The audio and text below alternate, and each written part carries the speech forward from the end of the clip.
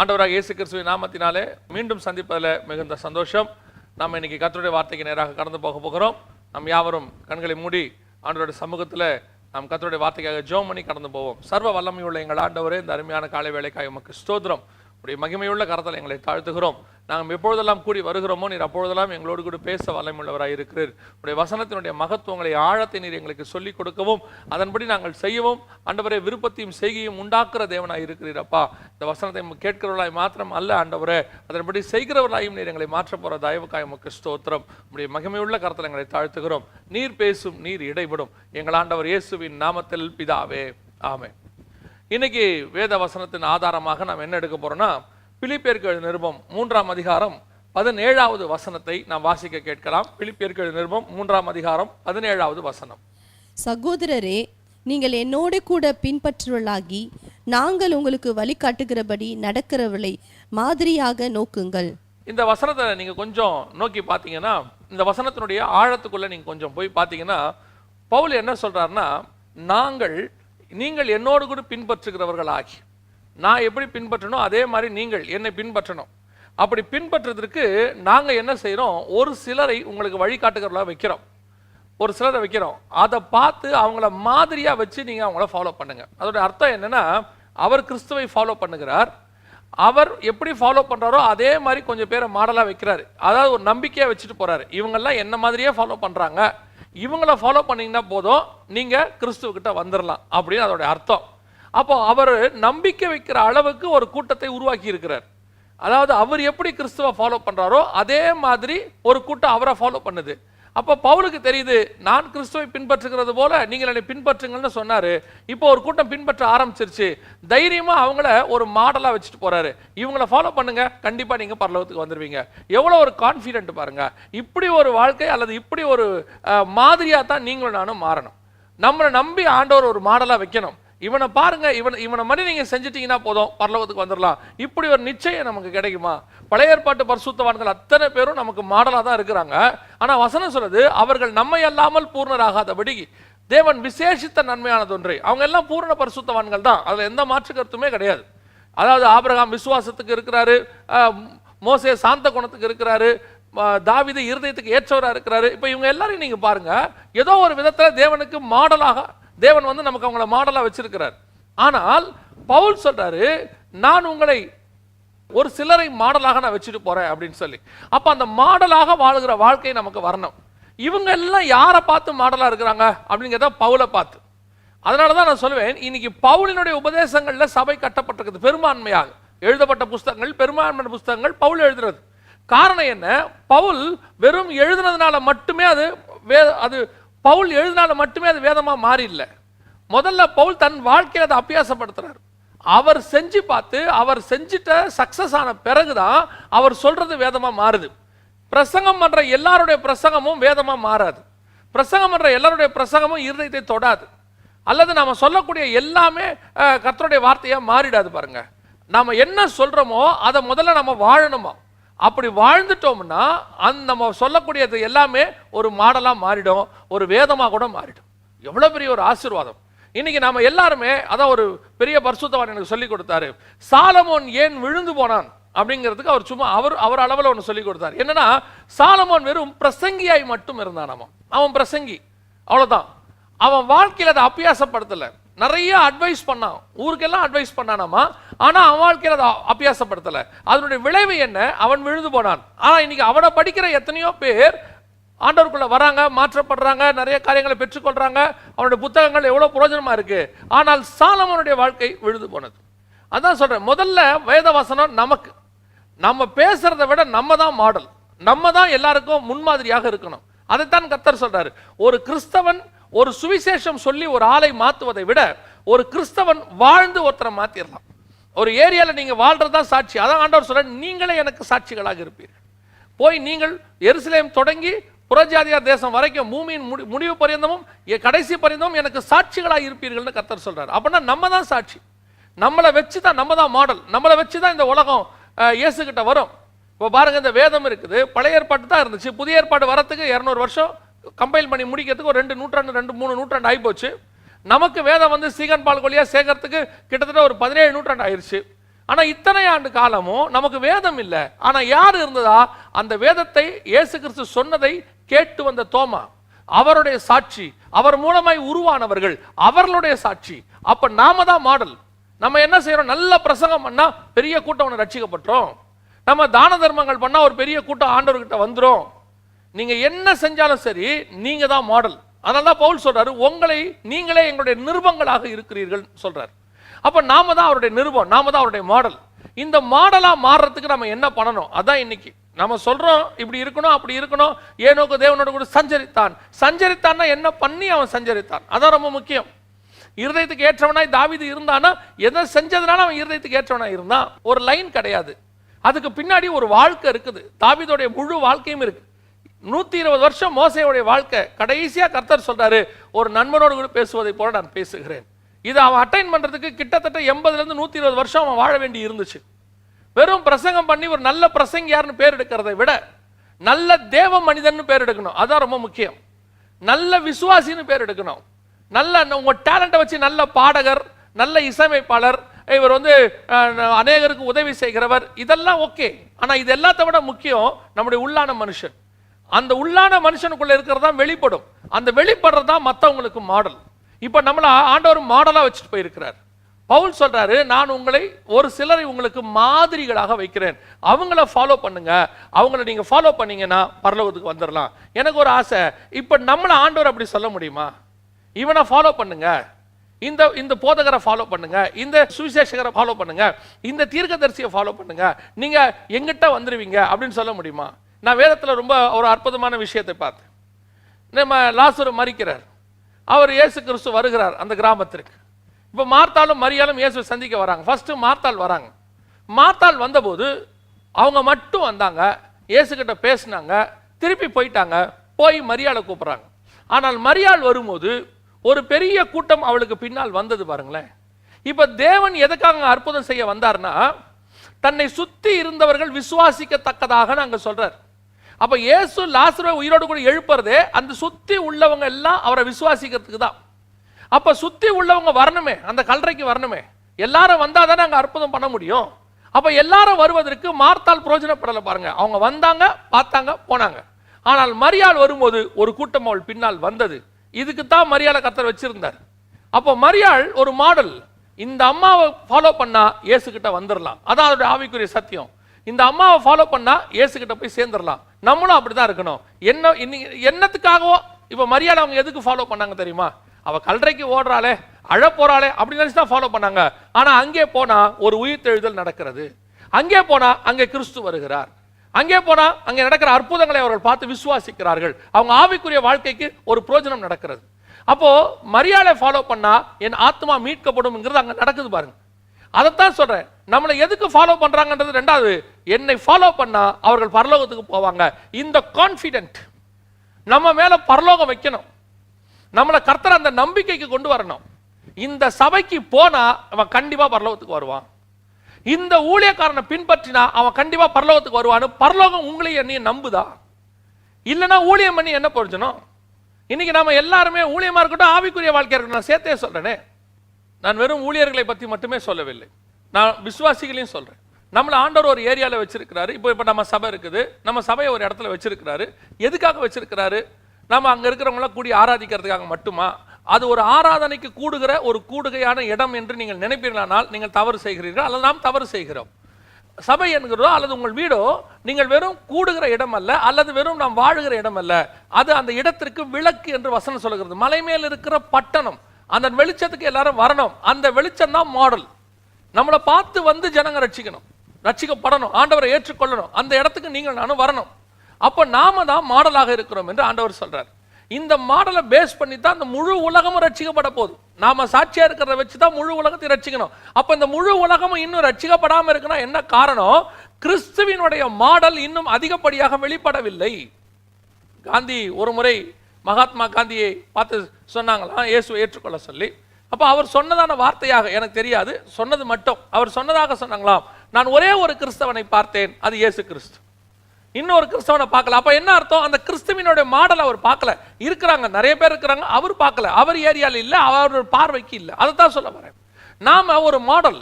இந்த மாடலை பார்த்து தான் உங்க ஏரியா ரட்சிக்கப்படும், உங்க சொந்தக்காரங்க ரட்சிக்கப்படுவாங்க, உங்க நண்பர்கள் ரட்சிக்கப்படுவாங்க.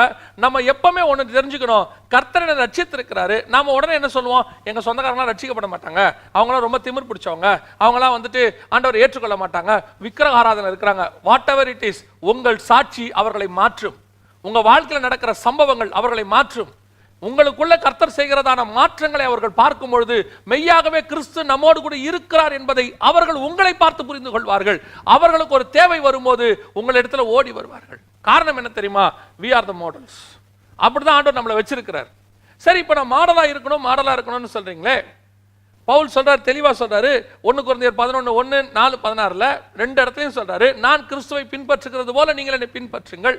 இந்த கான்ஃபிடென்ட் நீங்களும் நானும் சொல்ல முடியுமா? இப்ப நம்ம எல்லாருக்குமே அந்த கான்ஃபிடென்ட் வராது, நம்ம எல்லாருமே சொல்லவும் முடியாது. நமக்கு ஒரு பயம் இருக்குது. ஏன்னா நம்முடைய பலவீனங்கள் என்னங்கிறது நமக்கு தெரியுது. பாருங்களேன், என்னுடைய பலவீனங்களுக்கு நடுவில் இருந்து இப்படி நான் எல்லாரையும் சொல்ல முடியுமா கான்ஃபிடென்ட்டா, என்னை பின்பற்றுகிறது போல? இன்னைக்கு இருக்கிற பிரபலமான ஊழியர்களை ஆரம்பிச்சு ஒரு சாதாரண விசுவாசி வரைக்குமே சொல்றமே, தைரியமா சொல்ல முடியுமா? நீங்கள் நான் கிறிஸ்துவை பின்பற்றுகிறது போல என்னை பின்பற்றுங்கள் சொல்ல முடியுமா? ஒரு அரசியல் தலைவர் சொன்னாரு, நான் உழைக்கிற மாதிரி நீங்க உழைங்க, உங்க வாழ்க்கையில முன்னேறுவீங்க. காரணம், அவர் 75 வருஷம் 90 வருஷம் அவர் வாழ்க்கையில உழைச்சு காட்டினார். உண்மையா அந்த மனுஷன் உழைச்சாரு, உழைச்சதை பார்த்தாரு, ஜனங்க பார்த்தாங்க, தைரியமா சொல்றாரு, நான் உழைக்கிறது போல நீங்க உழைங்கன்னு. இயேசு சொல்றாரு, நான் பரிசுத்தரா இருக்கிறது போல நீங்கள் பரிசுத்தரா இருங்கள்னு. இந்த மாதிரி உங்களுக்கும் எனக்கும் ஏதாவது சொல்ல முடியுமா? நாம ஒரு மாடலா மாற முடியுமா? நமக்கு, நான் சொல்றது நமக்கே தோணுது, இல்ல என்கிட்ட இன்னும் இவ்வளவு பிரச்சனைகள் இருக்குது. அப்போ இதெல்லாம் பவுல்லாம் வந்துட்டு பைபிள்ல இருக்கிற சூப்பர் ஹீரோங்க. அவர் வந்துட்டு பைபிள்ல உள்ள ஒரு ஸ்பெசிபிக் கேரக்டர், அவர் வந்து டவுன் டு எர்த். ஆகவே அவர் தான் அதெல்லாம் பண்ண முடியும், நம்ம பண்ண முடியுமா? பண்ண முடியாது அப்படிங்கிற ஒரு விஷயத்துக்கு நம்மளே வந்துட்டு அதுக்கப்புறம் நமக்கு நாமே ஒரு சமாதானம் சொல்லிக்கிறோம். நம்ம இந்த அளவு தான், நம்ம இப்படி இருந்தா போதும், இது ஓகே. இன்னைக்கு நிறைய ஊழியர்களை பார்க்கிறோம், அவர்களை எல்லாம் நம்ம எடுத்துக்காட்டா எடுக்கிறோம். சில பிரசங்கியாரை பார்க்கிறோம், ஸ்பர்ஜன் பிரசங்கங்களை பார்க்கிறோம், அந்த பிரசங்கத்தை ஒரு எடுத்துக்காட்டா எடுக்கணும். அந்த பிரசங்கத்தை எடுக்கிறத விட நான் அந்த மாதிரி பிரசங்கிக்கணும்னு எடுக்கணும்.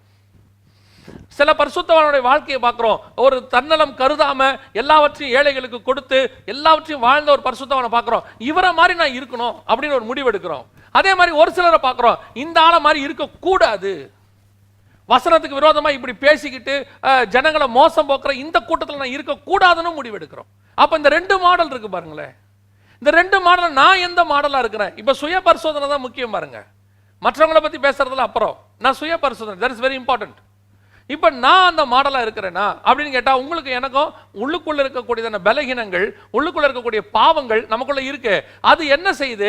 உன்னால முடியாதுன்னு சொல்லுது. அதுக்கு தான் சொல்றேன், இந்த பவுல் சொல்றாருல்ல, நான் கிறிஸ்துவை பின்பற்றுகிறது போல என்னை பின்பற்றுங்கள். இவர் தானே சொன்னாரு, 1 கொரிந்தியர் 11:1 சொல்றாரு, 4:16 சொல்றாரு. அப்ப இந்த கான்ஃபிடென்ட் அவருக்கு எப்படி வந்துச்சு? அவர் ரட்சிக்கப்படும் போதே பயங்கர பரிசுத்தவானா ரட்சிக்கப்பட்டாரா? பவுல் வந்து அவருடைய ஆவிக்குரிய வாழ்க்கையா இருக்கும் போதே பயங்கரமா இருந்தாரா? இல்லைங்க. அவர் சொல்ற வசனத்தை வாசிங்க. ரோமர்கள் நிருபம் 7ஆம் அதிகாரம் 19-20 வாசிங்கள். ரோமர்கள் நிருபம் 7ஆம் அதிகாரம் 19-20 வாசிங்கள். ஆதலால் நான் விரும்புகிற நன்மையை செய்யாமல் விரும்பாத தீமையை செய்கிறேன்.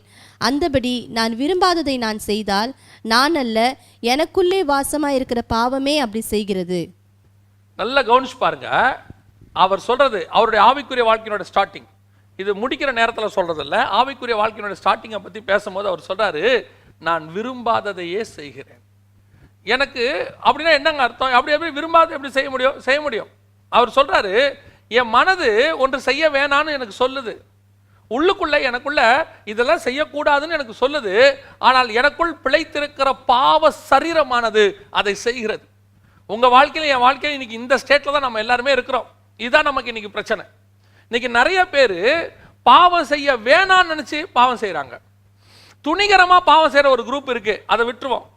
சிலர் உணர்த்தினா கூட அது கேட்காது, சிலர் உணர்த்தினா கூட அவங்க மண்டையில் அது ஏறாது. அவங்க என்ன செய்வாங்கன்னா, நான் செய்யறதா சரி அப்படின்னு செய்வாங்க, அவங்கள விட்டுருவோம். நம்ம அந்த இடத்துக்கு வரல. இவங்க மனசாட்சியில் சூடுண்டவர்கள், அவங்கள விட்டுருவோம். இங்க பவுல் சொல்றது அந்த கேட்டகரி இல்ல. பவுலுக்குள்ள ஒரு எண்ணம் இருக்கு, ஐயோ நான் இதை செய்யக்கூடாதுப்பா, இது பாவம், எனக்கு இது வந்து என்ன நரகத்துக்கு கொண்டு போயிடும், எல்லாம் இருக்கு. ஆனா அந்த நிமிஷம் வரும்போது அதில் நான் விழுந்து போகிறேன். அந்த நிமிஷம் வரும்போது அந்த பாவம் என்னை மேற்கொள்ளுகிறது. திருப்பி எனக்குள்ள ஒரு குற்ற உணர்வு வருகிறது. ஐயோ நான் செஞ்சிட்டேனே, நான் ஏன் இப்படி பண்ணேன், நான் செய்யக்கூடாதுன்னு நினைச்சேன். திருப்பி போறோம், ஜெபம் பண்றோம், கதறோம், ஆண்டவர் பார்த்து விழுறோம், சட்டையை கிழிச்சுக்கிறோம், அழுகுறோம், எல்லாம் செய்யறோம். திருப்பி ஆண்டவர் நம்மளை மன்னிக்கிறார். மன்னிச்சு திருப்பி ஆண்டவர் ஏற்றுக்கொள்றாரு. கொஞ்ச நாள் நல்லா போயிட்டே இருக்கு. திடீர்னு ஒரு நாள் வருது, அந்த பாவத்துக்கு செய்யறதுக்கான ஒரு வாய்ப்பு கிடைக்குது. திடீர்னு அதில் நம்ம விழுந்து போறோம். இதைத்தான் பவுல் சொல்றாரு, நான் விரும்பாததையே செய்கிறேன். என் மனசு அடிச்சுக்குது, இதை செய்யக்கூடாது செய்யக்கூடாதுன்னு, ஆனா என் மாம்சம் எனக்கு துணை செய்ய மாட்டேங்குது, எனக்கு அகைன்ஸ்டா கிரியை செய்து. இந்த ஸ்டேட்ல தான் நிறைய ஆவிக்குரியவர்கள் இன்னைக்கு இருக்கிறார்கள், நிறைய வாலிபர்கள் இருக்கிறாங்க. எங்களுக்கு மெயில் எழுதும்போது நிறைய பேர் கேட்கறது, அண்ணா இந்த பாவத்தை நான் விடுறது எப்படி, இதுல இருந்து மேற்கொள்வது எப்படி, நான் செய்யக்கூடாது. அந்த மெயில அனுப்புறானே அவங்களோட எண்ணம் என்ன, செய்யக்கூடாதுன்னு அவங்க விரும்புறாங்க. ஒரு லெட்டர் எழுதி இதுல இருந்து நான் வெளியே வரணும், என்ன செய்யணும், என்னால் அதுல இருந்து வர முடியல அப்படிங்கிறாங்கன்னா அப்ப அவங்களோட எண்ணம் என்ன, அதுல இருந்து வெளியே வரணும்னு ஒரு எண்ணம் இருக்கு, ஆனா வர முடியல. பாவ சரீரம் அவர்களை மேற்கொள்ளுகிறது. இந்த மாதிரி சூழ்நிலை அநேகர் இருக்கிறார்கள், அநேகர் செய்கிறார்கள். அதனாலதான் பவுலா இருக்கட்டும், எலியாவா இருக்கட்டும், இவங்கெல்லாம் யாரு, பிறக்கும் போதே சூப்பர் நேச்சுரல்லாம் கிடையாதுங்க. அவங்களாம் பிறக்கும் போதே செஞ்சு மாடலா செஞ்சு அப்படியே பரிசுத்தமா இறக்கி அனுப்பின இல்லை. இந்த எலியாவும் சரி பவுலும் சரி, அவங்க என்ன சொல்றாங்க தெரியுமா, நாங்க எல்லாரையும் போல ஒரு பாடுள்ள ஒரு மனுஷன் தான், நான் எல்லாரையும் போல நானும் ஒரு பிரச்சனை உள்ளவனும் தான். அப்பேற்பட்ட யோபு உத்தமனும் சன்மார்க்கனும் நீதிமான் ஒருவனும் அவனை போல் இல்லை. அவரே சொல்றாரு, நான் என் கண்களோடு கூட உடன்படிக்கை பண்ணி இருக்கிறேன், என் கண்களோடு கூட உடன்படிக்கை பண்ணின நான் ஒரு கன்னிகையின் மேல் நோக்கமாக இருப்பது எப்படி. 10 குழந்தை பிறந்த பிறகு அவர் கண்களோடு உடன்படிக்கை பண்றேன்றாரு. அப்ப அவங்களுக்குள்ள ஒரு பாவம் இருக்கிறது, அந்த பாவம் கண் அவர்களுக்கு விரோதமாய் போராடுகிறது. அந்த சூழ்நிலை நீங்களும் நானும் இருக்கலாம். இன்னைக்கு ஆண்டவர் சொல்றாரு, அந்த சூழ்நிலை இருக்கக்கூடிய உன்னையும் என்னையும் தான் கர்த்தர் மாடலாக மாத்த போறார். அநேகருக்கு உன்னை மாடலாய் மாத்துவார். இல்ல முடியாது நான் போயிட்டேன் அப்படின்னு சொன்னா, இன்னைக்கு ஆண்டவர் உனக்கு கொடுக்கிற ஒரு வார்த்தை என்ன தெரியுமா, நீ எழும்பு, உன் சபையா இருக்கட்டும் நீயா இருக்கட்டும், அநேகருக்கு மாடலா மாற போறீங்க. உங்களை கொண்டு அநேகர் ஆண்டவரை ரட்சிக்க போகிறார். அவங்க சொல்லுவாங்க உன்னை பார்த்து, உங்களால தான் நான் ஆண்டவருக்குள்ள வந்தேன், உங்க வாழ்க்கையை பார்த்து நான் வந்தேன், உங்களுக்குள்ள இருந்த அந்த சமாதானம், உங்களுக்குள்ள இருந்த அந்த சாந்தம், உங்களுக்குள்ள இருந்த அந்த பரிசுத்தம், அதை பார்த்து வந்தேன். ஆனா உனக்கு உள்ள என்ன சொல்லும் தெரியுமா, ஐயோ நான் அந்த மாதிரி இல்லையே, நான் அந்த மாதிரி இல்லையே, நான் யாருன்னு எனக்கு தெரியுமே. உண்மைதான், ஆனால் ஆண்டவர் உன்னை மாடலாய் மாத்த போறார். நீங்க விசுவாசித்தால் தேவனுடைய மகிமையை காண்பீர்கள். ஆவிக்குரிய வாழ்க்கைனா என்னங்க, ஏதோ வாழ்ந்தோம் செத்தோன்னு இருக்கிறதா, 10ஓட 11 போறதா. எப்போ நான் பிரசங்கத்துல சொல்வேன், அது இருதயத்துல பதிஞ்ச ஒரு விஷயம். 50 பேர் கெபில மறைஞ்சிருந்தாங்களாமா தீர்க்கதரிசிங்க, அது ஒரு வகையான தீர்க்கதரிசி. ஏசபேலுடைய பந்தியில கொஞ்சம் தீர்க்கதரிசிகள் உட்கார்ந்து இருந்தாங்களாமா, அது ஒரு வகையான தீர்க்கதரிசி. ஆனா அங்க எலியான்னு ஒருத்தர் இருக்கிறான், அவனும் ஒரு வகையான தீர்க்கதரிசி. இந்த 3 வகையில அந்த யூனிக்கா ஒருத்தர் இருக்கான் பாத்தீங்களா, அதுதான் நீங்களும் நானும். அந்த எலியா தான் மாடல். இவங்கெல்லாம் மாடல் கிடையாது, இவங்கெல்லாம் தீர்க்கதரிசிகள் தான். ஒன்னு மோசம் போன தீர்க்கதரிசி, ஒன்னு மோசம் போக கூடாதுன்னு பயந்து போய் ஒளிந்து கொண்ட தீர்க்கதரிசி. இவன் யார் தெரியுமா, ஒரு மாடல். இந்த எலியா தான் நமக்கு மாடல். அதே மாதிரி தான் சொல்றேன், இன்னைக்கு நிறைய பேர் ஆவிக்குரிய வாழ்க்கையில 10ஓட 11 இருக்கிறாங்க. இருந்துட்டு போட்டோம், பிரச்சனை இல்லை. ஊழியம் 10ஓட 11 நடக்குது, நடக்கட்டும், பிரச்சனை இல்லை. ஆனா நம்ம ஊழியம் யூனிக்கா இருக்கணும். நாம கர்த்தருக்கு முன்பாக யூனிக்கா நிக்கணும். அநேகருக்கு நீங்களும் நானும் மாடலா மாறணும். இந்த பலகீனத்துல என்னால அதை செய்ய முடியுமா, இந்த வாலிப பிராயத்தில் நான் இவ்வளவு வீழ்ச்சியில் இருக்கிறேன், என்னால செய்ய முடியுமா அப்படின்னா, இன்னைக்கு உலகத்தை கலக்கின அத்தனை ஊழியக்காரர்களும் ஒரு நாள் விழுந்து போனவர்கள் தான். ஒரே ஸ்டெச்சில் அப்படியே பரிசுத்தமா நான் மேல வந்துட்டேன்னு விரல் விட்டு எண்ணக்கூடிய யாராவது ஒரு சிலர் சொல்லலாமே ஒழிய, இங்க இருக்கிற அத்தனை பேரும் செகண்ட் சான்ஸ்ல வந்தவங்க தான். இன்னைக்கு யாராவது ஒருத்தர் விழுந்துட்டாங்கன்னா, அவனை விழுந்துட்டான், அவனை அவ்வளோத்தான், அவனை ஒழிச்சு கட்டு முடிவெடுக்கிற ஒரு கூட்டம், அவனை பத்தி பிரபகண்டா பண்ணி பேசி ஒழிச்சு கட்டுற கூட்டம். ஆனால் இயேசு கிறிஸ்து யார் தெரியுமா, விழுந்த அத்தனை பேரையும் தூக்குகிறவர். ஒரு சான்ஸ் இல்ல, 2 சான்ஸ் இல்ல, 3 சான்ஸ் இல்ல, 70 தடவை சான்ஸ் கொடுப்பதற்கு அவர் வல்லமையுள்ள தேவனாய் இருக்கிறார். அதே தேவன் தான் உனக்கும் இன்னைக்கு எனக்கும் சான்ஸ் கொடுக்க போறார். நீ விழுந்திருந்த இடத்துல கர்த்தர் உன்னை தூக்க போறாரு. நீ தூக்கிறது மாத்தமல்ல, you are going to become as a model for millions and millions. கோடான கோடி மக்களுக்கு கர்த்தர் உன்னை மாடலாக மாத்துவாரு. நீ விசுவாசி, நீ நம்பு, ஆண்டவர்ட்ட கேளு, ஆண்டவன் அப்படி மாறணும்னு சொல்லு, முடியும். பில்லி கிரஹாம் எத்தனை லட்சம் மக்களுக்கு ஆசீர்வாதமான ஒரு மனுஷன். ஒரு நாள் அவருடைய வாழ்க்கையில வந்ததான வீழ்ச்சி, ஆண்டவரை ஏற்றுக்கொண்ட பிறகு அவர் வாழ்க்கையில வந்ததான வீழ்ச்சி, கொண்டு போய் ஒரு இடத்துல உட்கார்ந்து சிகரெட் பிடிக்கிறதுக்கு கையில சிகரெட்டை எடுத்துட்டார். பிரச்சனை இல்லை, எங்க இருந்தோ பறந்து வந்த ஒரு ஃபுட்பால் அவர் உட்கார்ந்து இருக்கிற அந்த கிளப்ல உள்ள வந்து ஜன்னல் வழியா வந்து கையில வந்து அடிச்சுச்சான். கையில அடிச்சு சிகரெட்டை பிடிக்க விடாம தடுத்துச்சான். ஆண்டவர் ஏற்றுக்கொண்ட பிறகு நடந்த சம்பவம். ஓடி போய் ஃபுட்பால் கிரவுண்ட்ல உட்காந்து அழுதாராம். எத்தனை மணி நேரம் அழுதாருன்னே தெரியாதாமா. விழுந்து போன ஒரு மனுஷனை மீண்டும் ஆண்டவர் தூக்கி நிறுத்தினார். இன்னைக்கு லட்சம் மக்களுக்கு அவரை ஆண்டவர் மாடலாக மாற்றினார். ஏன் உன்னை நீ மாற்ற முடியாது? உன்னுடைய பலகீனங்கள் நீ சொல்லிட்டு இருக்கிற தெரியுமா, நான் செய்யக்கூடாதுன்னு நினைக்கிறேனே, நான் பண்ணக்கூடாதுன்னு நினைக்கிறேனே, அந்த நேரம் வரும்போது நான் செஞ்சிடுறேன், அப்புறம் எனக்கு ஒரு குற்ற உணர்வு வருது, யாரும் இல்லாத போது நான் செஞ்சிடறேன், யாரும் இல்லாத போது நான் பார்த்துடுறேன், செல்போன்ல அருவருப்பான காரியங்களை பார்த்துடுறேன், இதுல இருந்து என்ன மீட்க முடியாது, நான் அவ்வளவுதானே, என் வாழ்க்கை முடிஞ்சிருச்சுன்னு சொல்றியா? நீ தான் மாடல், நீ தான் மாடல். உன்னதான் கர்த்தர் மாடலா மாத்தவர். ஏன் தெரியுமா? பாவமே இன்னன்னு தெரியாதவனை விட பாவத்தை தெரிஞ்சு அதுல இருந்து மீட்கிறவனை தான் கர்த்தர் அநேகருக்கு சாட்சியா நிறுத்த முடியும். ஏன்னா நீ தான் சொல்யூஷன் கொடுக்கிறவன். பாவம்னா என்னன்னே தெரியாதவனை கொண்டு போய் நிறுத்துறதை விட பாவம் தான் என்னன்னு தெரிஞ்சு அதுல விழுந்து அதுல மேல வரத்துக்கான வழியை கண்டுபிடிச்ச நீ இருக்கியே, நீ நானும் தான் சொல்யூஷன் ஜனங்களுக்கு. கர்த்தர் உங்களை என்னையும் தான் சொல்யூஷனை நிறுத்த போறார். இன்னைக்கு ஒரு முடிவு எடுங்க. பவுல் எப்பேற்பட்ட ஒரு மனுஷன் தெரியுமா? நான் விரும்பாததையே செய்கிறேன். என்னால முடியலங்கன்னு அவர் சொல்லிட்டாரு. எனக்குள்ள ஒரு பாவ பிரமாணம் இருக்கு, அது என்னை அப்படித்தான் செய்ய வைக்குது. அந்த வசனத்தில் தான் இப்ப நீங்களும் நானும் இருக்கிறோம். சரி, இதுல இருந்து வர முடியுமா? மீட்டு வர முடியுமா? நம்ம இன்னைக்கு அந்த பவுலுடைய லைஃபுடைய டைம் லைன்ல தான் பார்க்குறோம். இதே பவுல் நமக்கு அடுத்த கட்டத்துக்கு போறாரு. அவர் என்ன செய்யறாரு தெரியுமா? இதுல இருந்து நான் மீட்டு வரணும், இதுல இருந்து நான் வரணும், அவருக்கு ஒரு ஆசை இருக்குது. உனக்கு அந்த ஆசை இருந்தா பவுல் செஞ்ச ரெண்டாவது விஷயத்தை நீ நானும் செய்ய போறோம். என்ன செஞ்சார் பவுல்? வாசிங்க, ரோமர் நிருபம் 6ஆம் அதிகாரம் 6வது வசனத்தை வாசிங்க. ரோமர் 6:6 வாசிங்க. நாம் இனி பாவத்துக்கு ஊழியம் செய்யாதபடிக்கு, நான் இனி பாவத்திற்கு ஊழியம் செய்யாதபடி, பாவ சரீரம் ஒளிந்து போகும் பொருட்டாக, பாவ சரீரம் ஒளிந்து போகும் பொருட்டாக நம்முடைய பழைய மனுஷனை அவரோடு கூட சிலுவையில் அறையப்பட்டது என்று அறிந்திருக்கிறோம். இப்ப நமக்குள்ள ஒரு நம்பிக்கை வரணும். இந்த சரீரத்தை நான் அறைந்திருக்கிறேன், இந்த சரீரத்தை நான் கிறிஸ்துவோடு கூட சிலுவையில் அறைந்திருக்கிறேன்ற ஒரு எண்ணம் இன்னைக்கு வரணும். இது கேட்கறதுக்கு ரொம்ப சிம்பிளா இருக்குது. இது என்ன செய்யணும் கவனிங்க. ஏன் பவுல் கொண்டு போய் சிலுவையில் அறையணும்? ஒரு மனுஷன் இப்ப இயேசு கிறிஸ்துவை கொண்டு போய் ஏன் சிலுவையில் அரைஞ்சாங்க? ஒருவேளை இயேசு வழியிலேயே செத்து இருந்தாருன்னு வச்சுக்கோங்களேன், போற வழியில அடிச்ச அடியில, அவரை நொறுக்குல, சிலுவை சுமந்ததுல பாரம் தாங்காம இயேசு ஒருவேளை வழியில் மரித்து போய் இருந்தால் அவருக்கு சிலுவை கிடையாது, சிலுவையில் அறைய வேண்டியதில்லை. இயேசுவை ஏன் சிலுவைக்கு கூட்டிட்டு போனாங்கன்னா, அவர் இன்னும் உயிரோடு இருந்ததுனால சிலுவை கூட்டிட்டு போனாங்க. அவர் மாம்சத்துல இன்னும் உயிர் இருந்ததுனால சிலுவை கூட்டு போனாங்க. இப்ப எல்லாருடைய எலும்பையும் உடைச்சாங்க பாருங்களேன். ஏன் உடைச்சாங்க? எல்லாம் உயிரோடு இருந்ததுனால உடைச்சாங்க. இயேசுவோட எலும்பு மட்டும் உடைக்கல. ஏன் உடைக்கல? அவருக்கு உயிர் இல்லை. அப்ப இந்த உயிரை இருக்கிற வரைக்கும் சிலுவையில் அறைவாங்க உங்களை. இப்ப பவுல் சொல்றாரு, இயேசு உயிர் இருக்கிறதுனால சிலுவையில் அறைஞ்சாங்க. இப்ப நான் சொல்றேன், எனக்கு இந்த மாம்சம் இன்னும் உயிரோடு இருக்குது, எனக்குள்ள ஒரு கிரியை செய்யுது, இது என்ன பாவம் செய்ய வைக்குது, எனக்கு விரோதமா போராடுது, நான் செய்யக்கூடாதுன்னு நினைக்கிறத செய்ய வைக்குது. அந்த சரீரத்தை நானே சிலுவையில் அறைகிறேன். மற்றவங்க அறையிறது இல்லை, நானே அறைகிறேன். எனக்கு வேணாம் அந்த சரீரம், எனக்கு இந்த சரீரத்தில் கிரியை செய்யற எதுவுமே எனக்கு வேண்டாம், விடு, நான் என் வாழ்க்கையை ஒப்பு கொடுக்குற ஆண்டவர்கிட்ட. அப்படின்னா என்ன அர்த்தம்? என்னை சாக ஒப்பு கொடுக்கிறேன். நீ கிறிஸ்துவுக்குள்ள சாகணும் முதல்ல. இன்னைக்கு கிறிஸ்துவ வந்தா வாழறதுக்கு தான் நம்ம எல்லாரும் வரோம். இன்னைக்கு கிறிஸ்தவ வாழ்க்கை என்பது என்ன? வாழ்வதற்கான வாழ்க்கையை நம்ம நினைச்சிட்டோம். சந்தோஷமா வாழ்றதுக்கு, ஆசீர்வாதமா வாழ்றதுக்கு, நல்ல பெரிய வீடு வாங்குறதுக்கு, கார் வாங்குறதுக்கு தான் கிறிஸ்தவ வாழ்க்கைன்னு மற்ற தெய்வங்களுக்கு என்ன கொடுக்குதோ அதையே கிறிஸ்துவும் கொடுக்கிறாருங்கிற இடத்துக்கு உங்களை அப்படி நடத்திட்டாங்க. நான் தான் சொல்லுவேன், கிறிஸ்து இல்லாமலும் நீ ஆசீர்வாதமாய் வாழ முடியும். ஒருவேளை இன்னைக்கு நிறைய பேர் தப்பா எடுத்துப்பாங்க. கிறிஸ்து இல்லாமலும் நீங்கள் ஆசீர்வாதமாக வாழ முடியும், ஆனா அதுல வேதனை இருக்கும். கிறிஸ்துவோட இருந்தீங்கன்னா ஆசீர்வாதமா வாழ்வீங்க, அதுல வேதனை இருக்காது.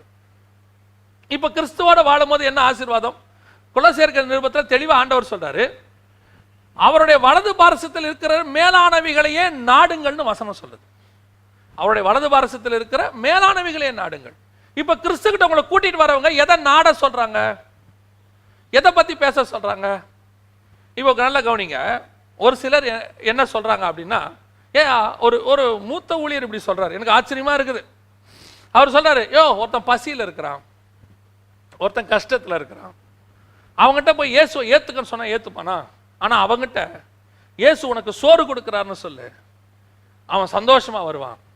உண்மை, அதுல எந்த மாற்று கருத்தும் இல்லை. ஆனா ஒண்ணு தெரிஞ்சுக்கொள்ளுங்க, இயேசு சாப்பாட்டுக்காக ஒரு கூட்டத்தை தன் பின்னால் வர வேண்டும் என்று விரும்பவில்லை. ஆரம்பத்தில் இருந்தே.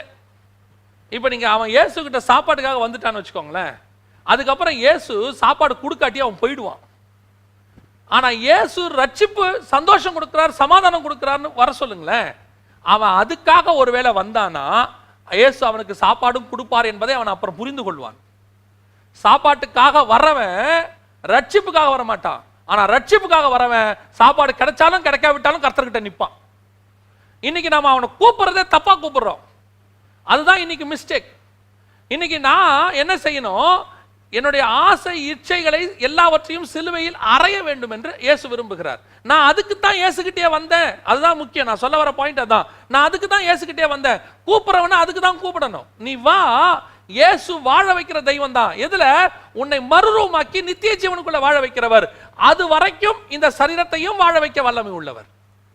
ஆனா இயேசுவை நம்ம எதுக்கு சொல்லி கூப்பிடுறோம்? எல்லார்ட்டையும் இயேசு கிட்ட வாங்கன்னு, இயேசு உனக்கு அது கொடுப்பார் இது கொடுப்பார் இப்படி சொல்லி சொல்லி கூப்பிட்டு இயேசுவை அவன் எப்படி பார்க்கறானா, இந்த சரீரத்துல சரீரத்துக்காக வாழ வைக்கிற ஒரு கடவுளா பார்க்கறான்.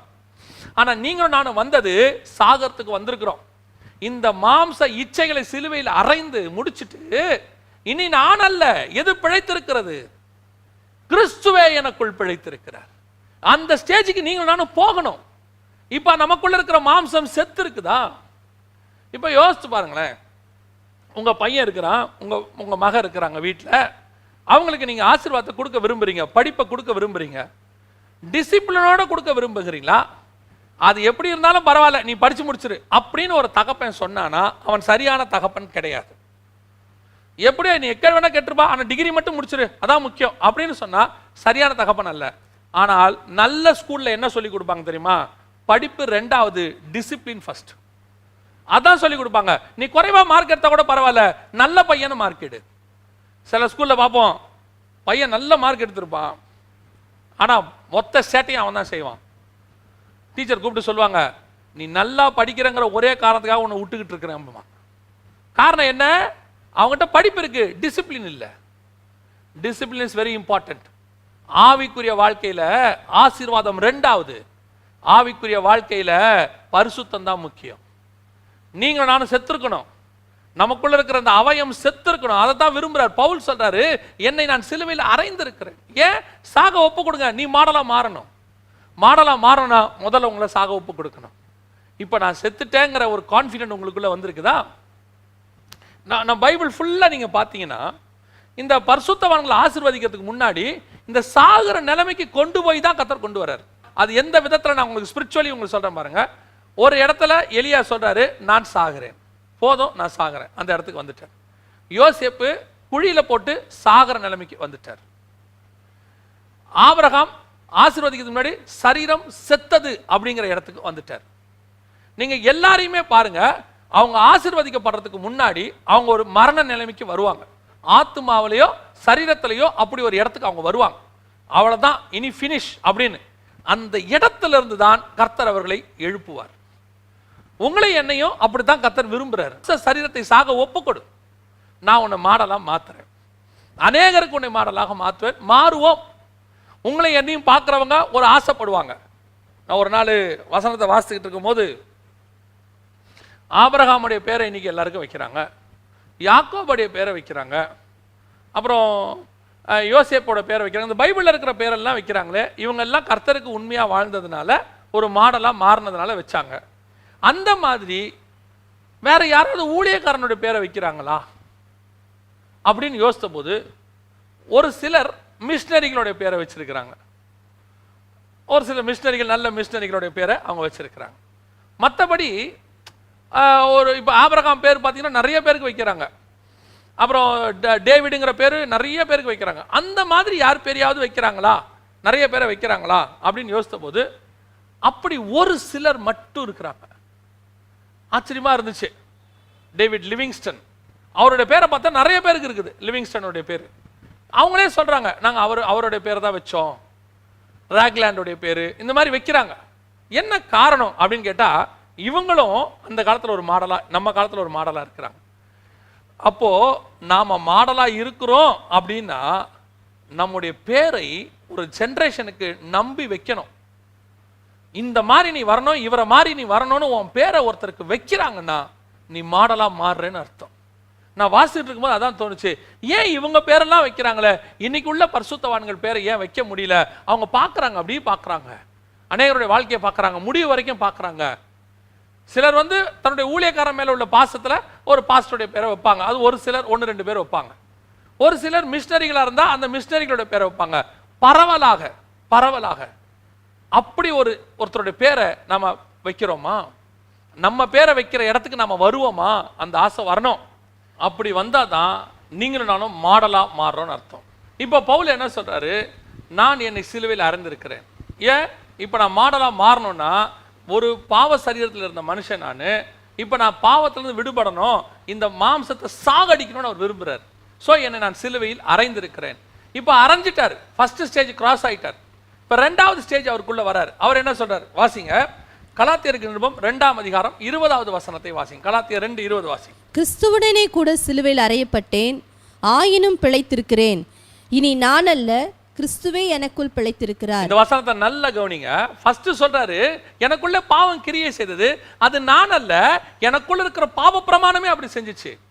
இப்ப நான் அரைஞ்சிட்டேன். அந்த பாவ பிரமாணத்துக்கு உதவி செய்கிற இந்த சரீரம் இருக்குது, இது உள்ளுக்குள்ள இருக்கிற பாவ பிரமாணத்துக்கு உதவி செய்யுது. உள்ளுக்குள்ள இருக்கிற ஒரு எண்ணம் வருதுல்ல உங்களுக்கு, பாவ பிரமாணம் எண்ணம், ஐயோ நான் இதை செய்யக்கூடாதுன்னு நினைக்கிறேன், செய்கிறேன். ஏன் செய்கிறேன்? அந்த எண்ணம் அந்த நேரத்தில் வந்துடுது. அது வந்த உடனே இந்த சரீரம் அதுக்கு ஒத்துழைக்குது. ஓகே ரைட், இப்போ அவர் என்ன செய்யறாரு? உனக்கு ஹெல்ப் பண்ற இந்த சரீரத்தை நான் சிலுவையில் அறையிறேன். சிலுவையில் அறையிறதுனா என்ன? ஒப்பு கொடுக்குறேன் ஆண்டவர்கிட்ட. ஆண்டவர் சொல்றாரு, உனக்கு இந்த கை இடல் உண்டாக்கினா தரித்து போடு, உனக்கு ஒரு கண் என்றாக்குனா அது புடுங்கி போடு. அப்படின்னா என்ன அர்த்தம்? லிட்டரலா எடுத்து போட, அது அர்த்தம் இல்ல. அதை தேவனுக்கு ஒப்பு கொடு. இந்த கையை, இந்த சரீரத்தை முழுசும் தேவனுடைய ஆலயமா ஒப்பு கொடுங்க. ஆண்டவரை இனி நான் செய்யக்கூடாது, இதை நான் சிலுவையில் அறையிறேன்னு ஒப்பு கொடுங்க. அது உபவாசம் போட்டு ஒப்பு கொடுப்பீங்களோ, இல்ல தேவ சமூகத்தில் காத்திருப்பீங்களோ, எப்படி ஒப்பு கொடுங்க. ஆண்டவரே எனக்கு உங்களுக்கு அந்த ஆசை வரணும், நான் ஒப்பு கொடுக்குறேன் ஆண்டவரே. இப்ப பவுல் சொல்றாரு கலாத்தியர் எழுதும் போது, இனி நான் அல்ல, எனக்குள் யார் இருக்கிறா? கிறிஸ்து இருக்கிறார். அப்ப அந்த கிறிஸ்து என்ன ஆயிட்டாரு? உள்ளுக்குள்ள இருந்த அந்த பாவ பிரமாணத்துக்கு பதிலாக பரிசுத்த பிரமாணமாகிய கிறிஸ்து வந்துட்டார். இந்த சிலுவையில் அரைஞ்ச உடனே பழைய மனுஷன் செத்துட்டான், புது மனுஷன் உயிரோடு கூட எழுந்துட்டான். அந்த புது மனுஷர் யாரு? கிறிஸ்து உனக்குள் வாழ்கிறார். எப்படிங்க கிறிஸ்து எனக்குள்ள வந்தாரு? ஒரு ஒரு ஒரு ஓமையை ஆண்டவர் அழகா சொல்வார், நீங்க பார்த்துருப்பீங்கல்ல. பிசாசு விரட்டப்பட்டுச்சு, அது போய் மேலும் 7 பிசாசை கூட்டு வந்துச்சு. அப்ப அந்த வீடு எப்படி இருந்துச்சா? ஜோடிக்கப்பட்டு காலியா இருந்துச்சு. இப்போ சிலுவையில் அறையப்படுறது அதுக்கு தான் ஈக்குவல். இப்போ கிளீன் பண்ணிட்டோம், சிலுவையில் அரைஞ்சாச்சு. இனிமே நான் ஒப்பு கொடுக்குற ஆண்டவரை, இனிமேட்டு நான் இதை பார்க்கக்கூடாது, இனிமேட்டு நான் இந்த மாதிரி பேசக்கூடாது, இந்த மாதிரி பாவத்தை செய்யக்கூடாது, ஒப்பு கொடுத்துட்டோம். இப்போ பிசாசு போயிருச்சு. அது திரும்பி வரத்துக்குள்ள காலியா இருக்கிற வீட்டை இன்னொருத்தர் குடி விட்டுறணும், இன்னொருத்தர் உள்ள கூட்டிட்டு வந்துடணும், அவரை வச்சு ஆக்குபை பண்ணிடணும். ஆக்குபை பண்ணிட்டோம்னா இமிடியேட்டா என்ன ஆகும்? வரவங்க பார்ப்பாங்க, ஓ வீடு காலி இல்லை, நம்ம போலான்ட்டு போயிடுவாங்க. காலியா இருந்தா தானே உள்ள நுழைவாங்க. அப்ப எனக்குள்ள இனி நான் அல்ல, எனக்குள்ள ஒரு பாவ பிரமாணம் இருந்துச்சு, ஒரு எண்ணம் இருந்துச்சு, அதுக்கு பதிலாக கிறிஸ்துவை நான் உள்ள கொண்டாந்துட்டேன். அதான் சொல்லுவேன், பாவம் போகணும் நீங்க ஜெபம் பண்ணாதீங்க, கிறிஸ்து வரணும்னு ஜெபம் பண்ணுங்க. பாவம் தானாவே போயிடும். இருளை நீங்க விரட்ட முடியாது, ஆனா வெளிச்சத்தை கொண்டு வாங்க, இருள் தானா போயிடும். ஒவ்வொரு பாவத்தையா நீங்க இதை விடணும், இந்த பாவத்தை விடணும், அந்த பாவத்தை விடணும்னு சிலர்லாம் பாவத்தை லிஸ்ட் போடுவாங்க. அதுதான் பாவம் செய்யறதுக்கே காரணமா மாறும். ஏன் தெரியுமா? இந்த பாவத்தை எழுதும் போது இந்த பாவத்தை நம்ம எப்போ செஞ்சோம், என்னென்ன செஞ்சோம், அந்த காலத்துல எப்படி இப்படிலாம் அந்த பாவத்தை செஞ்சோம் தெரியுமா, அங்க போயிடுவான். நான் சினிமா பாட்டு கேட்கக்கூடாது ஆண்டவரே அப்படின்னு முடிவு எடுப்பான். ஓகே ரைட், என்ன செய்யலாம்? ஆண்டவரே நான் சினிமா பாட்டு கேட்கக்கூடாது, நான் 1970 அந்த பாட்டை கேட்டேன், 1980 இந்த பாட்டு. அப்படி இல்லை, அதுக்கு பதிலாக தேவ மனுஷனுடைய பாட்டை கேளுங்க, இந்த பாட்டு தானா போயிடும். ஆல்டர்னேட்.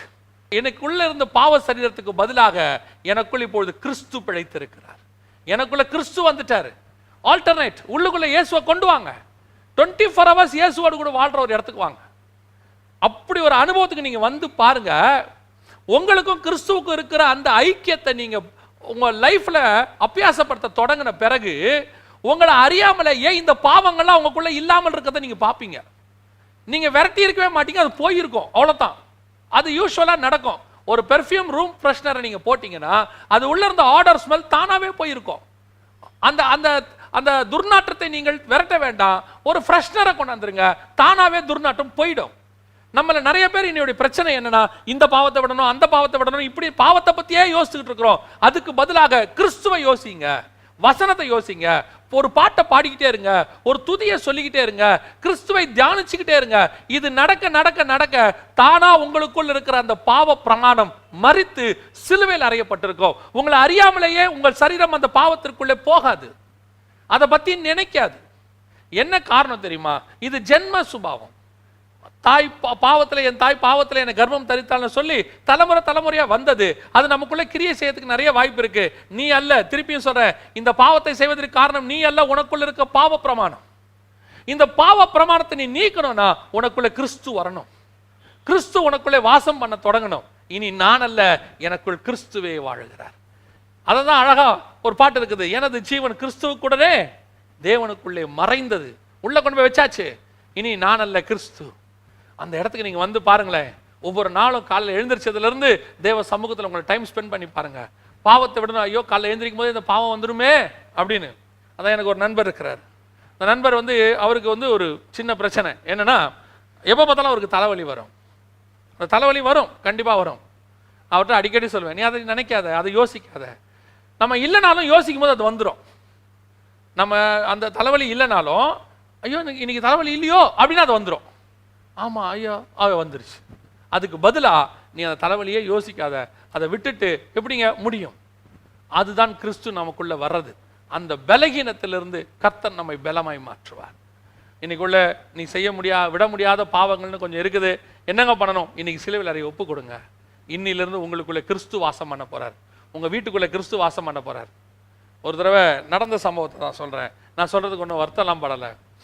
பல வருஷங்களுக்கு முன்பாக எங்க வீட்டுக்குள்ள டிவி இருந்த காலத்தில், அந்த டிவி இருந்தபோது நிறைய உலக பிரகாரமான காரியங்களை பார்க்க ஆரம்பித்தோம். ஒரு நாள் உணர்த்தப்பட்டேன், ஐயோ இது ரொம்ப தப்பு பண்ணுறோமே, இது செய்யக்கூடாதே அப்படின்னு. அப்போது எங்கள் வீட்டில் இருக்கவங்ககிட்டயே சொன்னேன். அப்போது பிள்ளைகளுக்கு கொஞ்சம் வருத்தம், ஐயோ இதெல்லாம் போயிடுச்சுன்னா கார்ட்டூன் பார்க்க முடியாது, அது பார்க்க முடியாது. ஒரு நாள் ஆண்டவர்கிட்ட ஜெபம் பண்ணேன், ஆண்டவரே இதை நான் என் சக்திக்கு மிஞ்சி எடுக்க பார்க்குறேன், இது எடுக்க முடியல, எனக்கு ஒரு வாய்ப்பு கொடுங்க. ஒரு நாள் மழை பெஞ்சிச்சு, நைட்டு ஒரு இடி இடிச்சிச்சு, அதோட டிவி போச்சு. போன டிவி அவ்வளோதான், அதோட தூக்கி அப்படியே போட்டாச்சு. அதுக்கப்புறம் டிவி வாங்கவே கிடையாது, பல வருஷங்களுக்கு வாங்கலை, அப்படியே விட்டுட்டோம். இப்போ டிவி இல்லாமல் பழக்கப்பட்டுருச்சு, டிவியே இல்லாமல் வாழ முடியும்னு ஆகிப்போச்சு. அதுக்கப்புறம் ஒரு சூழ்நிலையில் டிவி வாங்க வேண்டிய ஒரு சிச்சுவேஷன் வந்துச்சு. ஏன்னா நம்ம மெசேஜஸ்லாம் வருது, பார்க்கணும், சிச்சுவேஷன் வந்துச்சு. அப்புறம் டிவி வந்தது. இப்போ கர்த்தருடைய பெரிய கிருபை என்னன்னா, டிவி வந்தது, ஆனால் அந்த பார்க்குற சுபாவம் போயிருச்சு. வெறும் மெசேஜ் மட்டும் பார்க்குறோம். இப்போ என்ன இருக்குது? செட்டாப் பாக்ஸ் கிடையாது, எதுவும் கிடையாது, ஒன்றுமே கிடையாது. வெறும் நம்மளுடைய மெசேஜை மட்டும் ஆன்லைனில் கனெக்ட் பண்ணி பார்த்துக்கிறோம். இதுதான் நான் சொல்ல வரேன். அந்த பிரமாணத்தை உங்களை விட்டு கர்த்தர் முற்றிலுமாய் நீக்கி போடுவார். இது ஒரு உதாரணம். இந்த மாதிரி கர்த்தர் உங்களுக்குள்ளே செய்வார். உங்களுக்குள்ள இருந்து ஆண்டவர் எடுத்து போடுவார். உங்களுக்கு அது அந்த என்ன இருக்கணும்? நான் என்ன சிலுவையில் அறையணும் ஆண்டவரே, இது எனக்கு வேண்டாம் அப்படிங்கிற ஒரு தீர்மானத்தை நீங்க எடுத்து பாருங்க. உங்களிலிருந்து அதை எடுப்பதற்கு கிறிஸ்து உதவி செய்வார். உங்களுக்குள்ள இருக்கிற ஆவியானவர் உங்களுக்கு அந்த உதவியை செய்வார். அவர் வந்து உங்களை பலப்படுத்துவார். ஏன்னா நம்ம பலவீனத்தில் அவருடைய பலம் பூரணமாய் விளங்கும். உங்களால முடியாதுதான், நான் செய்யக்கூடாதுன்னு தான் நினைக்கிறேன். ஆண்டவர் சொல்றாரு, உன்னை அவர் பலப்படுத்துவார். எப்படி வெளியே போச்சு? போகும். எப்படி போச்சு? அதுதான் மிராக்கிள், அது அற்புதம். உனக்குள்ள இருக்கிற அந்த சிந்தனையோ, பிரச்சனையோ, போராட்டமோ, கோபமோ, மூர்க்கமோ, பணத்தாசையோ, பொருளாசையோ, வாட் எவர் இட் இஸ், நீ விரும்ப முதல்ல, ஆண்டவரே நான் சிலுவையில் அறையிறேன், எனக்கு இது வேணாம் ஆண்டவரே, எனக்கு இது வேணான்னு நீ சொல்லி பாருங்க. உங்களை அறியாமலேயே நடக்கும். ஒரு முறை ஒரு சகோதரன் ஒருத்தன் என்னிடத்துல வந்தான். அண்ணே, நான் இப்ப கிறிஸ்துவை ஏற்றுக்கொண்டேன், ஆனா கிறிஸ்துவை ஏற்றுக்கொள்வதற்கு முன்பதாக ஒரு பெண்ணின் மேல் நான் நோக்கமாக இருந்தேன். 2 பேரும் ரொம்ப விரும்பணும். இப்ப நான் இயேசுவை ஏற்றுக்கொண்டேன். இப்ப அவ வந்துட்டு இயேசுவை அறியல, நான் சொன்னாலும் அவ ஏற்றுக்கொள்ற மாதிரி இல்ல. ஆனா இப்ப நான் அவளோடு கூட சேர முடியாதுன்னு எனக்கு நல்லா தெரிஞ்சிருச்சு. நான் ஆவியில இருக்கா, அவன் மாம்சத்துல இருக்கா. இப்ப நான் என்னென்ன செய்யணும்? நான் கேட்டேன், நீ என்ன முடிவில் இருக்க? அந்த பெண் வேணும் அப்படிங்கிறியா, கிறிஸ்து வேணுங்கிறியா? அவன் சொன்னா, எனக்கு கிறிஸ்து தானே வேணும். கிறிஸ்து அந்த பெண்ணை எனக்கு வேணான்னு சொன்னா எனக்கு அந்த பெண் வேண்டாம். கிறிஸ்து வேணும்னா நான் எடுத்துக்கொள்றேன். நான் சொன்னேன், நீ கிறிஸ்துவுக்கு இம்பார்ட்டன்ஸ் கொடு. அந்த பெண் உனக்கு வேணாம், அது மாம்சத்தில் இருக்குது அப்படின்னு கிறிஸ்துவ முடிவு பண்ணா அவரே அந்த பெண்ணை உன்னை விட்டு நீக்குவார்னு சொன்னேன்.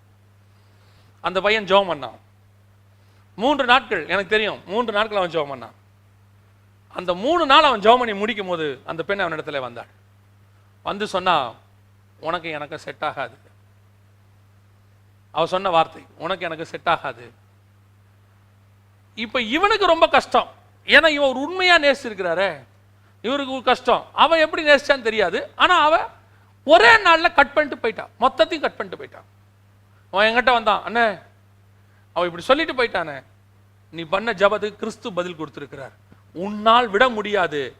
ஏன்? அவன் பயந்தான். என்ன சொல்லி பயந்தானா, அண்ணே நான் அந்த பொண்ணு வேணான்னு சொல்லிட்டா, நான் அவளை விட்டு வந்துட்டா, ஒருவேளை அவள் சூசைட் பண்ணி செத்துருவா. சில நேரத்தில் நம்மளே நினச்சிப்போம் இப்படிலாம், இப்படி நெகட்டிவாக நடந்துரும், இப்படி ஆயிரும். நான் சொல்றேன், உன்னை விட்டு கிறிஸ்து அதை நீக்க வேண்டும் என்று முடிவு செய்தால் நீ ஒப்புக்கொடு, கர்த்தர் அழகா ஆபரேட் பண்ணி கட் பண்ணுவார். அது ஆண்டவரால் முடியும். உனக்கு உதவி செய்வதுக்கு ஆண்டவர் அதை செய்வார். அதான் இன்னைக்கு நடக்கும். இன்னைக்கு நிறைய பேர் என்ன சொல்லி தெரியுறானா, நீ லவ் பண்ற பொண்ணையே கிறிஸ்து உனக்கு தருவார்னு துருபதேசம் சொல்லி தெரியுறான். நல்லா தெரிஞ்சுக்கொள்ள, மாம்சத்தை தூண்டுகிறவர் கிறிஸ்து அல்ல, மாம்சத்தை கட் பண்ணுகிறவர் தான் கிறிஸ்து. சிலுவையில் அறைய ஒப்புக்கொடு.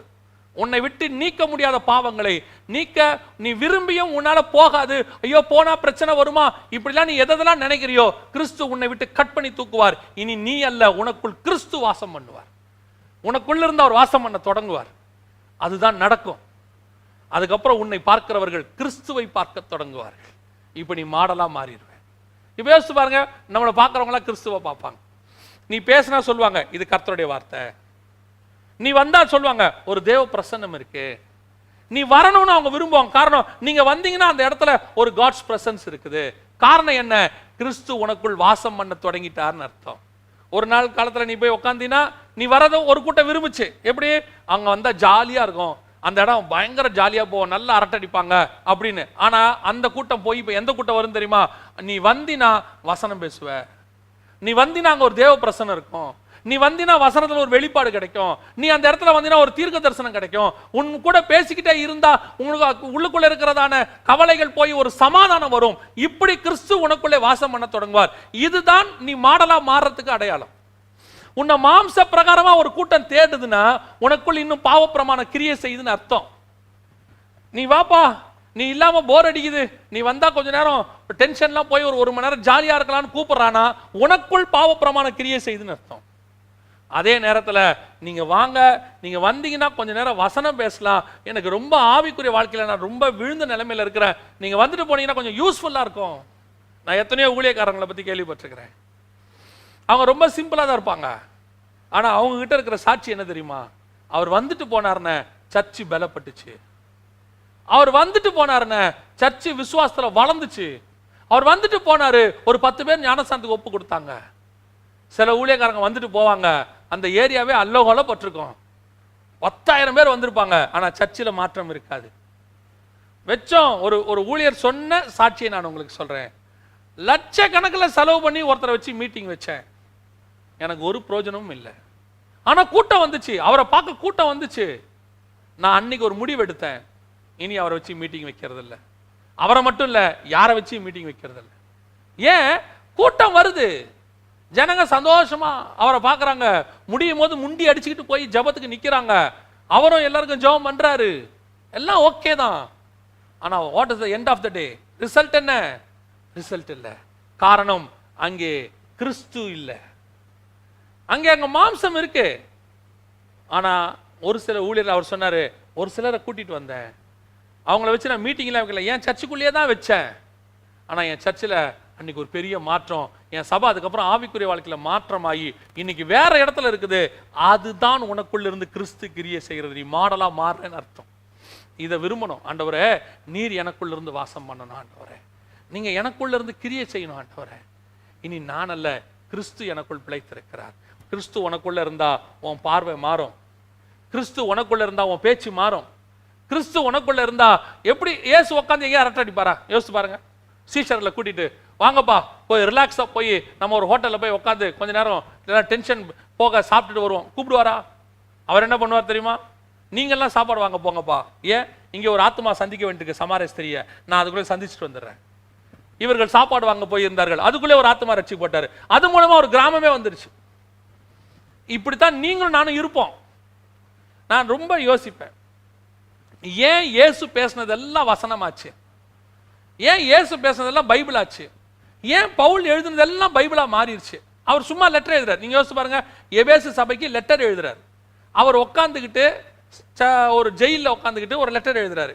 நீங்களும் நானும் எவ்வளோ எழுதியிருக்கிறோம், நம்ம வீட்டில் எவ்வளோ டைரி இருக்கு, எவ்வளோ விஷயங்கள் எழுதி வச்சிருக்கிறோம், எத்தனை காரியங்களை நம்ம பேப்பர்ல எழுதியிருக்கிறோம். ஏதாவது பைபிள் ஆச்சா பார்த்தீங்களா? எல்லாமே எங்கேயோ காத்துல போயிருச்சு. ஆனா அவர் எழுதுனது, அவர் புக்கு போடல. அதான் ரொம்ப முக்கியம். இன்னைக்கு நம்மளே புக்கு போட்டுக்கிறோம், அது வேற விஷயம். அவர் புக்கு போடல.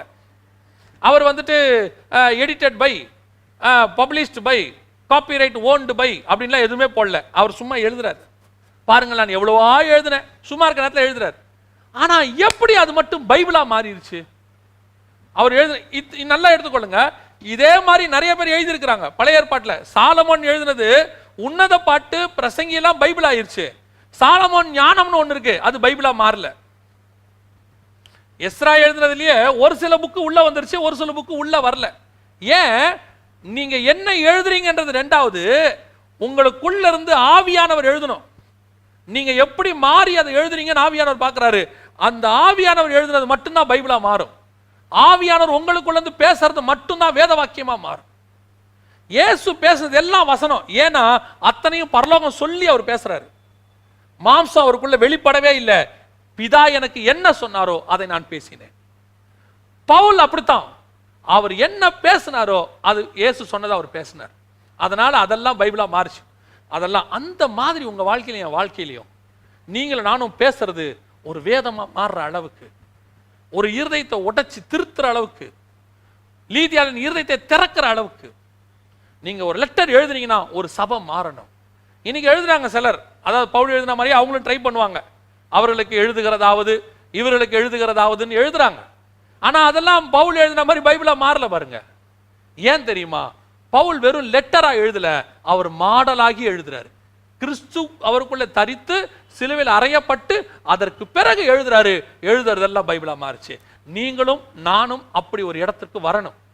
நமக்குள்ள இருக்கிற மனுஷனை சாகடிச்சு நமக்குள்ள இருக்கிற கிறிஸ்து வெளிப்பட்டு, இனி நான் அல்ல கிறிஸ்து எனக்குள் பிழைத்திருக்கிறான்ற இடத்துக்கு வந்தபோது நீ பேசுறது எல்லாம் பைபிளா மாறும். நீ பேசும்போது எதிரில் உள்ளவங்களோட இருதயத்தை கர்த்தர் திறப்பார். நீ எழுதுறது எல்லாம் அவங்க வாழ்க்கையில வேதமாக மாறும். அவன் சொல்லுவான், பாஸ்டர் இப்படி ஒரு வார்த்தை நீங்க சொன்னீங்க பாஸ்டர், அது என் வாழ்க்கையை மாத்துச்சு.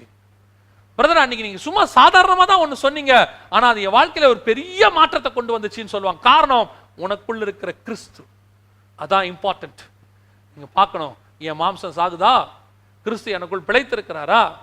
கடைசியாக ஒரே ஒரு வசனம் அதை வாசித்து நான் காரியத்தை சொல்லி முடிக்க விரும்புகிறேன். இப்போ பவுல் மாடலா மாறிட்டார். நான் கிறிஸ்துவை பின்பற்றுகிறது போல என்னை பின்பற்றுங்கிற இடத்துக்கு அவர் வந்துட்டார்.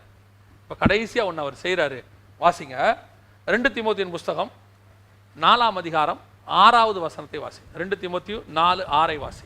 ஏனென்றால் நான் இப்பொழுதே பானபலியாக வார்க்கப்பட்டு போகிறேன், நான் தேகத்தை விட்டு பிரியும் காலம் வந்தது. நல்ல கவனிங்க. இப்போ அவரு சிலுவையில் அரைஞ்சிட்டாரு. இப்போ பாவ சரீரம் போய் இதே சரீரத்துக்குள்ள பரிசுத்தமா வாழ தொடங்குறாரு. கிறிஸ்து வெளிப்படுறாரு. இப்ப கடைசியா அவர் சொல்றாரு, என் தேகத்தை விட்டு பிரியும் காலம் எனக்கு வந்தது. இதுதான் ரொம்ப இம்பார்ட்டன்ட். நீங்க ஒரு நல்ல மாடலா இருக்கணும்னா, நீங்க உங்களுடைய சரீரமா இருக்கட்டும், உங்க ஆத்மாவா இருக்கட்டும், பரலோகத்துக்கு போறதையே வாஞ்சிக்கிட்டு இருக்கோம். எப்போ போவோங்கிற எண்ணம் வந்துகிட்டே இருக்கும். இந்த பூமிக்குரியதுல நான் இத்தனை வருஷம் வாழணும்னு நீ ஆசைப்பட்டினா நீ மாடலா மாற முடியாது. எப்போ பரலோகத்தை பார்க்கணுங்கிற ஆசை வருதோ, என்னை விட்டுருங்கப்பா நான் போறேன், என்னை விட்டீங்கன்னா நான் போயிடுவேங்கிறார் அவர். அவர் மட்டும் இல்ல, இந்த மாதிரி மாடலா வாழ்ற எல்லாருமே. இப்போ பேதுருவும் பாருங்க, வாசிங்க 2 பேதுருவின் புஸ்தகம் 1ஆம் அதிகாரம் 13வது வசனம் வாசி. 2 பேதுருவின் புஸ்தகம் 1ஆம் அதிகாரம் 13வது வசனம். நம்முடைய கர்த்தராகிய இயேசு கிறிஸ்து எனக்கு அறிவித்தபடி நான் என் கூடாரத்தை விட்டு போவது சீக்கிரத்தில் நேரிடும் என்று அறிந்து. இப்ப நல்லா கவனிங்க, இவரும் சொல்றாரு என் கூடாரத்தை விட்டு போகிறது. இப்ப நமக்கு இப்படி ஒரு காரியம் சொன்னா நம்ம என்ன பண்ணுவோம்? நம்ம ஆண்டவர் வந்து உன்னை புறப்புற காலம் வந்துருச்சுப்பா, ரெடி பண்ணிக்க பவுல், போதும், ஃபினிஷ் பண்ணிடு ஓட்டத்தை, போலாம். பேதுருவை சொல்றாரு, போதும் பேதுரு, ஓட்டம் முடிஞ்சிருச்சு, வாப்பா போலாம். நம்மளா தான் என்ன பண்ணுவோம், அப்படியே கத்தி கதறி அழுது பிள்ளைகள் எல்லாம் கூப்பிட்டு ஆண்டவர்கிட்ட உடனே பிள்ளைகள்லாம் அழுது அவர் சொல்றாரு, எவ்வளவு சீக்கிரம் இந்த பூமியை விட்டு நான் போக விரும்புகிறேனோ அவ்வளவு சீக்கிரம் நான் போக விரும்புகிறேன். காரணம் என்ன தெரியுமா? நான் இந்த உலகத்தில் வாழ்வதற்காக அழைக்கப்படவில்லை, நான் அங்கே வாழ்வதற்காக அழைக்கப்பட்டிருக்கிறேன். நான் ஒரு வேலையை செய்யறதுக்கு இந்த பூமிக்கு வந்தேன். என்ன ஆண்டவர் இந்த பூமிக்கு அனுப்புனதுக்கு நோக்கம் ஒரு டார்கெட், ஒரு ப்ராஜெக்டை கொடுத்து எனக்கு அனுப்புனாரு. நான் அதை அச்சீவ் பண்ணணும். நான் அட்டைன் பண்ணி முடிச்ச பிறகு நான் இங்கே இருக்க வேண்டிய அவசியம் இல்லை. நீங்கள் நிறைய பேருக்கு என்னன்னா, உங்க ஆண்டவர் எதுக்கு அனுப்புனாரு? நம்ம வாழ்ந்தோம், ஒரு கல்யாணம் பண்ணோம், பிள்ளைகள் பிறந்தாங்க, பேர பிள்ளைகளை பார்த்தோம், அவங்களுக்கு கொஞ்சம் சேர்த்து வச்சோம். இப்போ நான் ஒரு நல்ல ஃபாதர், நான் ஒரு நல்ல கிராண்ட் ஃபாதர், என் வாழ்க்கை முடிஞ்சிருச்சு, என் பிள்ளைகள் என்னை பாராட்டுவார்கள், என்னுடைய பேர பிள்ளைகள் என்னை பாராட்டுவார்கள், நான் இப்போ நிம்மதியாக கண்ணை முன்னா நல்லா இருக்கும் அப்படின்னு ஒரு 70 வயசுல யோசிப்போம். 35 வயசுல, 40 வயசுல, 45 வயசுல நான் போனா போதும், நான் வந்த வேலை முடிஞ்சிருச்சு. பவுல் இன்னொரு இடத்துல சொல்றாரு, நான் போகிறதை நான் விரும்புகிறேன், நான் போகணும்னு ஆசைப்படுறேன், நான் தேகத்தில் இருப்பது உங்களுக்கு பிரயோஜனமா இருக்கணுமே இருந்துட்டு இருக்கிறேன். எப்படி யோசிச்சு பாருங்க, இந்த உலகத்தை விட்டு போறது. நீ ஒரு நல்ல மாடல்னா என்ன அர்த்தம் தெரியுமா? உன் ஒர்க்கை முடிச்சுட்டு போகணுன்ற ஆசை உனக்கு இருக்கணும். இந்த பூமியை விட்டு எவ்வளவு சீக்கிரம் போகணுங்கிற ஆசை இருக்கணும். இந்த உலகத்தை நேசித்து பூமியில வாழணும்னு நினைக்கிறவன் நல்ல மாடல் கிடையாது. சீக்கிரம் என் தேவனை பார்க்கணும், எனக்கு ஒன்று நியமிக்கப்பட்டிருக்கிறது, அதை நான் வாஞ்சியாய் தொடர்கிறேன். எனக்கு ஒரு ஜீவ கிரீடம் வைக்கப்பட்டிருக்கிறது, எனக்கு ஒரு ஜீவ விருட்சம் வைக்கப்பட்டிருக்கிறது, நான் அவரை முகமுகமாய் தரிசிக்க போகிறேன், நித்திய நித்தியமாய் அவரோட கூட வாழ போகிறேன். எவ்வளவு பெரிய ஆசை பாருங்க. இந்த ஆசையில தாங்க நம்ம லைஃபே இருக்கணும். இங்க எப்படியாவது ஒரு வீடு கட்டிடணும், எப்படியாவது ஒரு கார் BMW வாங்கிடணும், எப்படியாவது ஒரு ரோலக்ஸ் வாட்ச் ஒன்று வாங்கி என் லைஃப்ல எப்படியாவது அந்த செல்போனை வாங்கிடணும்.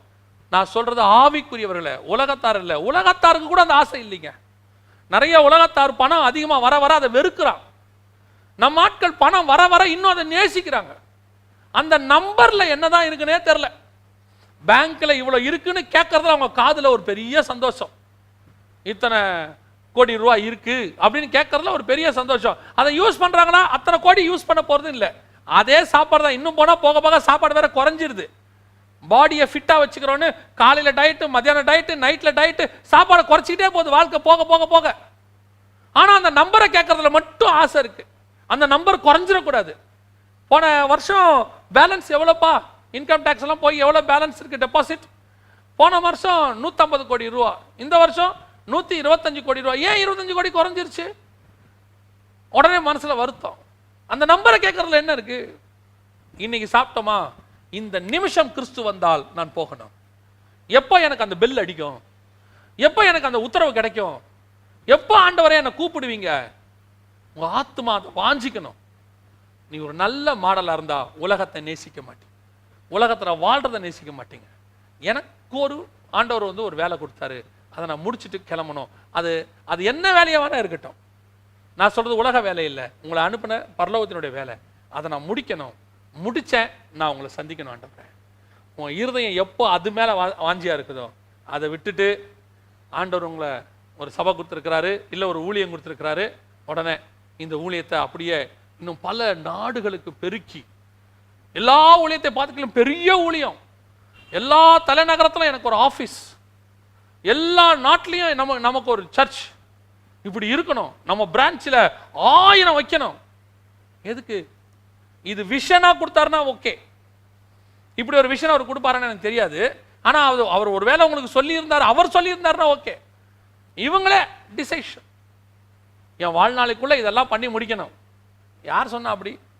ஆண்டவரே, இன்னைக்கு வரைக்கும் எனக்கு என்ன வேலை வச்சிருக்கீங்களோ அதை செஞ்சு முடிச்சேன், இன்னும் என்ன வேலை இருக்கோ நான் முடிக்கணும்.